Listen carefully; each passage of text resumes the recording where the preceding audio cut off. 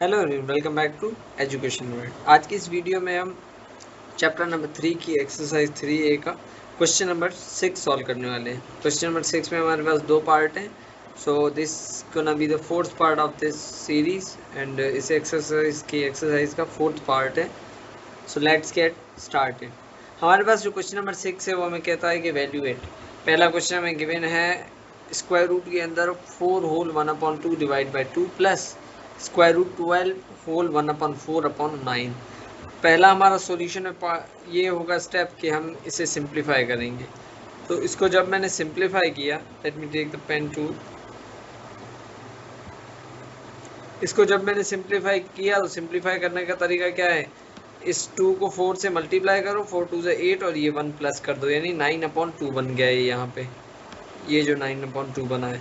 और वहीं पे 4 12 48 और एक 49/4 ये बन गया। अपॉन में ये 2 9 सेम है। अब हम आगे क्या करेंगे, इनको थोड़ा और सिंप्लीफाई करेंगे, क्योंकि यहाँ पे अगर हम देखें तो अपॉन में वैल्यूज है, यानी न्यूमरेटर अपॉन डिनोमिनेटर।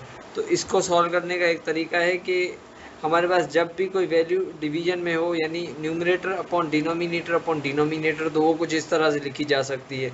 यानी ये एक तरह से डिवाइड हो रहा है तो 9/2 फर्स्ट वैल्यू सेम आएगी, उसके बाद डिवाइड जो है वो मल्टीप्लाई में कन्वर्ट होगे एंड ये 1/2 बन जाएगा, तो ये हो जाएगा 9/4।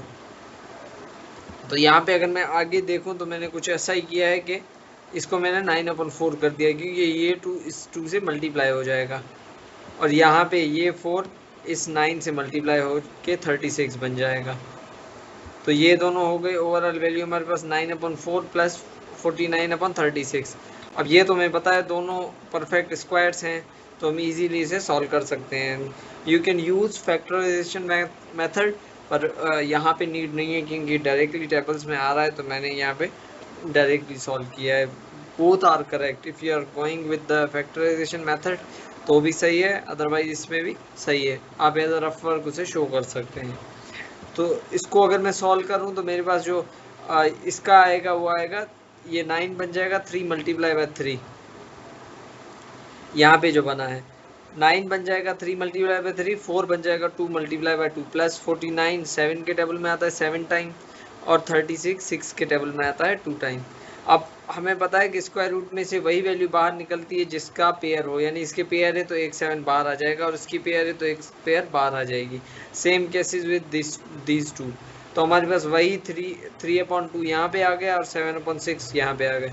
अब हमें देखना है यहाँ पे हमें वैल्यू किस में, होल नंबर्स में गिवन है, तो हमारा आंसर भी होल नंबर में होना चाहिए। इन दोनों की अगर मैं एलसीएम ले लूँ तो 2 और 6 की एलसीएम होगी 6। वही फैक्टराइजेशन मेथड, उसमें दोनों वैल्यूज आप रखोगे इसके अंदर एंड देन छोटे टेबल से स्टार्ट करके डिवाइड करोगे आप, तो आपको आंसर मिल जाएगा। तो फैक्टराइजेशन में इसका जो आंसर आएगा वो एलसीएम निकलेगी 6। अब 2 का टेबल 6 को लगता है 3 टाइम्स और 3 से मल्टीप्लाई होगा तो ये 9 बन जाएगा। 6 का टेबल 6 को लगता है 1 टाइम, 1 मल्टीप्लाई बाय 7 7 हो जाएगा। 9 प्लस 7/6 हो गया, 9 प्लस 7 हो जाता है 16/6। अब इसको आप सॉल्व करें, इसको आप सॉल्व करोगे तो 3 6 से 18 बढ़ जाता है, 2 6 से 12, 16 में से 12 आ गए, 4 बचे, तो इसका जो आंसर आएगा 2/3 आएगा, क्योंकि ये सिंप्लीफाई होगा आगे। 2 का टेबल इसको लगेगा 8 टाइम और 2 का टेबल इसको लगेगा 3 टाइम। अब आप सॉल्व करेंगे तो आंसर आपको ये वाला मिल जाएगा। सेकंड क्वेश्चन हमारे पास है 3 होल 1/5/5 प्लस 3 होल 1/8/8। यहाँ पे ये क्वेश्चन नंबर 2 है। अब same case with this solution, उसके बाद हम पहले सिंप्लीफाई करेंगे फ्रैक्शन को। अब इसको मैंने जब सिंप्लीफाई किया तो 3 5 से 15, 15 और एक 16/5 बन जाएगा, ये जो कि यहाँ बना है।